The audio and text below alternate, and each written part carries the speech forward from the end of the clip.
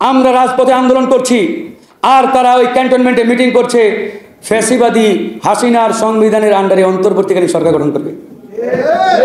How funny!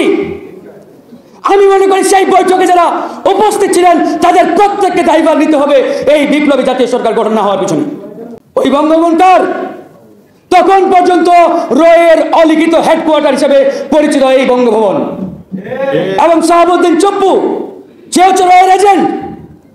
কারণ বিগত 17 বছরে বাংলাদেশের প্রেসিডেন্ট বলেন, প্রধান বিচারপতি বলেন, কিংবা টপ লেভেলের যে চেয়ারগুলো রয়েছে এই চেয়ারগুলোতে ভারতের গ্রিন সিগন্যাল ছাড়া কারো বসার কোনো সুযোগ ছিল না। ইন্ডিয়া যাকেই গ্রিন সিগন্যাল দিয়েছে তিনি এসব চেয়ারে বসেছেন। সুতরাং তখন পর্যন্ত সেই বঙ্গভবন বলেন, প্রধান বিচারপতি চেয়ার বলেন, সবগুলো র কর্তৃক নিয়ন্ত্রিত। তারা গেল ওখানে, বলল জনাব আমরা তো একটা অন্তর্বর্তীকালীন সরকার করতে চাই, আপনি কি বলেন? ইন্ডিয়া থেকে আগেই বলে দেওয়া হয়েছে জি ইয়েস করতে পারেন, হয়ে গেল। এই সরকার এখন এমন একটা অবস্থা, না পারছে দেশ চালাতে, না পারছে হাফ ছেড়ে বাঁচতে। আজকে যে জুলাই আগস্ট বিপ্লব, এই বিপ্লব একক কোনো দল কিংবা ব্যক্তির নেতৃত্বে হয় নাই। এই বিপ্লব বাংলাদেশের আপামর জনগণ, ছাত্র জনতা এবং রাজনৈতিক দলগুলোর সম্মিলিত প্রচেষ্টায় হয়েছে। তাই আজকে কেউ যদি এসে বলে আমি বিপ্লবের মহানায়ক, আমি মাস্টার মাইন্ড, অমুক তমুক, আমি মনে করি তার মাথায় গন্ডগোল আছে। এই বিপ্লবের একমাত্র মাস্টার মাইন্ড যদি কাউকে আমরা দিতে চাই, তিনি হচ্ছেন আমাদের মহান সৃষ্টিকর্তা। একমাত্র মহান আল্লাহই একমাত্র মাস্টার মাইন্ড, আর আমরা সবাই অংশগ্রহণকারী। আমাদের সকলের অংশগ্রহণের মাধ্যমে আজকের এই ফ্যাসিবাদ পতনের যে বিপ্লব, এই বিপ্লব সাধিত হয়েছে। এই বিপ্লব পরবর্তী আমাদের আকাঙ্ক্ষা ছিল, জনগণের প্রত্যাশা ছিল একটি বিপ্লবী জাতীয় সরকার গঠন হবে। কিন্তু সেই বিপ্লবী জাতীয় সরকার পরিকল্পিতভাবে গঠন করতে দেওয়া হয় নাই। এবং কারা দেয় নাই, কেন দেয় নাই, কি কারণে হলো না, এই প্রশ্ন আজকে জনগণকে করতে হবে। আমরা এরকম একটি মেরুদণ্ডহীন অন্তর্বর্তীকালীন সরকার চাই নাই, আমরা চেয়েছিলাম একটি বিপ্লবী জাতীয় সরকার। সেই জাতীয় সরকার গঠন করতে দেওয়া হলো না। আর সেই জাতীয় সরকার না হওয়ার কারণে আজকের এই বাংলাদেশে নানান সংকট, নানান সমস্যা, নানান ঝুঁকি তৈরি হচ্ছে। আর এই দায়ভার কে নেবে? কেউ নেওয়ার নেই। এই যে জাতীয় সরকার হলো না, কেন হলো না? 5ই আগস্টের আগে আমরা রাজপথে ছিলাম। আমাদের সভাপতি বিপিন নূর জেলে রিমান্ডে কি নির্মম নির্যাতনের শিকার হয়েছিলেন ওই সময় সবাই দেখেছেন। আমরা রাজপথে আন্দোলন করছি আর তারা ওই ক্যান্টনমেন্টে মিটিং করছে, ফ্যাসিবাদী হাসিনার সংবিধানের আন্ডারে অন্তর্বর্তীকালীন সরকার গঠন করবে। How funny! আমি মনে করি সেই বৈঠকে যারা উপস্থিত ছিলেন তাদের প্রত্যেককে দায়ভার নিতে হবে এই বিপ্লবী জাতীয় সরকার গঠন না হওয়ার পিছনে। তাদের কারণে হয় নাই। আমরা এই সরকার চাই নাই, আমরা বিপ্লবী সরকার চেয়েছিলাম, আমরা জাতীয় সরকার চেয়েছিলাম। তারা ওখানে মিটিং করলো, এরপরে তড়িঘড়ি করে এই অন্তর্বর্তীকালীন সরকার হাসিনার সংবিধানের আন্ডারে করার জন্য কোথায় গেলেন? বঙ্গভবনে। ওই বঙ্গভবনটার তখন পর্যন্ত রয়ের অলিখিত হেডকোয়ার্টার হিসেবে পরিচিত এই বঙ্গভবন, এবং শাহাবুদ্দিন চপ্পু সে হচ্ছে রয়ের এজেন্ট। কারণ বিগত 17 বছরে বাংলাদেশের প্রেসিডেন্ট বলেন, প্রধান বিচারপতি বলেন, কিংবা টপ লেভেলের যে চেয়ারগুলো রয়েছে এই চেয়ারগুলোতে ভারতের গ্রিন সিগন্যাল ছাড়া কারো বসার কোনো সুযোগ ছিল না। ইন্ডিয়া যাকেই গ্রিন সিগন্যাল দিয়েছে তিনি এসব চেয়ারে বসেছেন। সুতরাং তখন পর্যন্ত সেই বঙ্গভবন বলেন, প্রধান বিচারপতি চেয়ার বলেন, সবগুলো র কর্তৃক নিয়ন্ত্রিত। তারা গেল ওখানে, বলল জনাব আমরা তো একটা অন্তর্বর্তীকালীন সরকার করতে চাই, আপনি কি বলেন? ইন্ডিয়া থেকে আগেই বলে দেওয়া হয়েছে জি ইয়েস করতে পারেন, হয়ে গেল।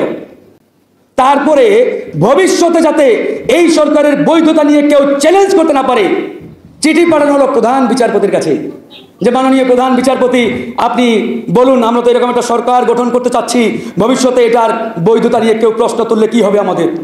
প্রধান বিচারপতি বললেন না, কোনো অসুবিধা নেই, করতে পারেন। তৎকালীন সময় পর্যন্ত প্রধান বিচারপতির চেয়ারে যিনি ছিলেন তিনিও ভারতের গ্রিন সিগন্যাল প্রাপ্ত বিচারপতি।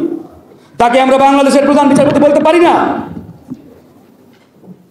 আজকের এই সংকট আমি মনে করি সেই দিন থেকেই শুরু হয়েছে। আমরা চেয়েছিলাম জাতীয় সরকার, তারা জাতীয় সরকার না করে একটা উদ্ভট সরকার আমাদের সামনে নিয়ে আসলো। এই সরকার এখন এমন একটা অবস্থা, না পারছে দেশ চালাতে, না পারছে হাত ছেড়ে বাঁচতে। ভাই, আমরা সংস্কার চাই, প্রত্যেকটা নাগরিক চাই, কিন্তু আপনারা যে গতিতে আগাচ্ছেন, এই কচ্ছপের গতিতে আগালে কিয়ামত পর্যন্ত জনগণের প্রত্যাশিত সংস্কার সম্ভব নয়।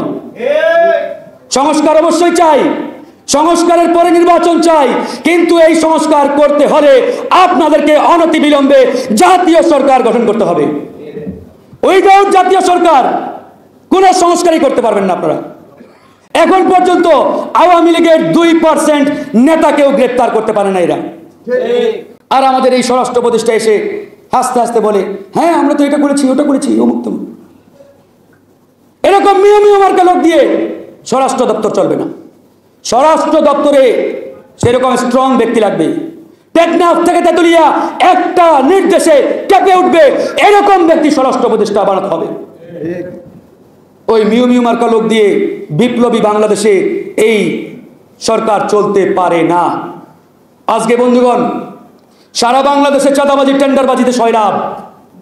যেখানেই যাবেন চাঁদা, ঘুষ, দুর্নীতি। কারা করছে? পানির মতো পরিষ্কার। কিন্তু এগুলো নিয়ন্ত্রণে এই সরকার কতটুকু সক্ষম, কতটুকু তারা দেখাচ্ছে, তাদের কার্যক্রমের অগ্রগতি কতটুকু, সবই আমরা জানি। সেই জায়গা থেকে আমরা বলতে চাই, এনজিও মার্কা সরকার দিয়ে সংস্কার সম্ভব নয়। যদি সত্যিকার অর্থে সংস্কার করতে চান, আমরা গণ অধিকার পরিষদ সংস্কার চাই, আমরা এই সরকারকে সহযোগিতা করতে প্রস্তুত। তবে সেই সংস্কার করার আগে এই সরকারকে পুনর্গঠন করতে হবে এবং একটি জাতীয় সরকারে রূপান্তর করতে হবে। যদি জাতীয় সরকারের রূপান্তর না ঘটে, তারা না করতে পারে, সম্ভব নয়। লেখে রাখেন, কিয়ামত পর্যন্ত তারা কোনো সংস্কারই করতে পারবে না। শুধু ওই আশ্বাস, টাইম দিলে এটা সেটা বলেই সময় পার করবে। সেই জায়গা থেকে আমাদের একবারই স্পষ্ট বক্তব্য। অনেকেই বলে, আপনারা কি আগে নির্বাচন চান না সংস্কার? আমরা বলি, আমরা আসলেই সংস্কার চাই, কিন্তু এই যে চাই, এই সংস্কারটা হবে কিভাবে, কোন প্রক্রিয়ায়, কাদের মাধ্যমে, সেটাও আগে নির্ধারণ করতে হবে। আমরা শুধু সংস্কার চাই বলতেই থাকলাম, আর তারা এইভাবে ওই যেন তেনভাবে হেলিয়ে দুলিয়ে টাইম পার করতে থাকলো। আগামীতে দেখা যাবে তারা নিজেরাও বিপদে পড়বে, আর পুরো বাংলাদেশকে বিপদের দিকে ঠেলে দিবে। আমরা তো এই বাংলাদেশকে বিপদের দিকে ঠেলে দিতে পারি না। সারা জীবন জীবন দিতেই থাকবো? নো। 71 জীবন দিয়েছি, আবার 90 সালে এসে আরেকটা জীবন দিতে হলো, আমাদের লড়াই করতে হলো। ওই সময় 3টা জোট ছিল, ওই ত্রিদলীয় জোটের একটা কমন রূপরেখা ছিল। সেই রূপরেখা বাস্তবায়ন হলে এই 24 সালে এসে 2000 ছাত্র জনতাকে জীবন দিতে হতো না। কিন্তু 90 গণঅভ্যুত্থানের পরবর্তী সময় যারা ক্ষমতায় আসলেন, তারা জনগণের সাথে প্রতারণা করলেন, বেইমানি করলেন, ধোঁকাবাজি করলেন। তার ওই ফলশ্রুতিতে 24 সালে এসে আরেকটি বড় লড়াই করতে হলো, 2000 ছাত্র জনতাকে জীবন দিতে হলো। এখন প্রশ্ন, আমরা কি আবার 5 বছর পরে রাস্তায় নামবো? আবার 10 বছর পরে আমাদের সন্তানরা রক্ত ঝরাবে? তারা কি মরতেই থাকবে? না, আমরা আর মরতে চাই না। তাই আমরা এমন এক বাংলাদেশ বিনির্মাণ করতে চাই, যে বাংলাদেশে অধিকার আদায়ের জন্য কাউকে রাজপথে নেমে রক্ত ঝরাতে হবে না। সেই বাংলাদেশে আমরা চাই। কিন্তু বন্ধুগণ, দুঃখের বিষয়, সেই বাংলাদেশ এরকম একটা মেরুদণ্ডহীন এনজিও মার্কা সরকার দিয়ে সম্ভব নয়। তাই আমরা বলেছি, এই সরকারকে অনতিবিলম্বে একটি জাতীয় সরকারে রূপান্তর করতে হবে। সকল দলের এবং এই বিপ্লবের যারা স্টেক, তাদের মধ্য থেকে প্রতিনিধি নিয়ে এই সরকারকে একটি জাতীয় সরকারে রূপান্তর করতে হবে, বানাতে হবে, তবেই সেটি সম্ভব। আর একটি কথা বলেই শেষ করব। আজকে বাংলাদেশ পেশাজীবী অধিকার পরিষদ, গণ অধিকার পরিষদের সবচাইতে শক্তিশালী উইং আমি মনে করি এই পেশাজীবী অধিকার পরিষদ। এই পেশাজীবী ভাইরা, বিভিন্ন পেশায় যারা রয়েছেন, আইনজীবী অধিকার পরিষদের নেতৃবৃন্দ যারা রয়েছেন, আপনারা এখন থেকেই প্রস্তুতি নেন। গণ অধিকার পরিষদ ঘোষণা দিয়েছে 300 আসনে এককভাবে নির্বাচন করার। কারো হালুয়া রুটির ভাগ বাটোয়ারা নয়। আমরা হালুয়া রুটির ভাগ বাটোয়ারার রাজনীতি করলে হাসিনার আমলেই হালুয়া রুটির ভাগ নিয়ে সুবিধা নিতে পারতাম। আমাদের দলের কেউই হাসিনার হালুয়া রুটির ভাগ বাটোয়ারায় অংশগ্রহণ করে নাই।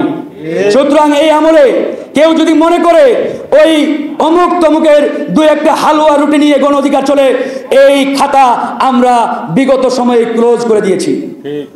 গণ অধিকার পরিষদ সারা বাংলাদেশে 300 আসনে এককভাবে নির্বাচন করবে।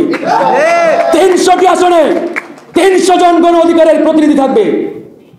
সেই নির্বাচন দেশ থেকে আন্তর্জাতিক মহলে ব্যাপকভাবে আমরা ছড়িয়ে দিতে চাই।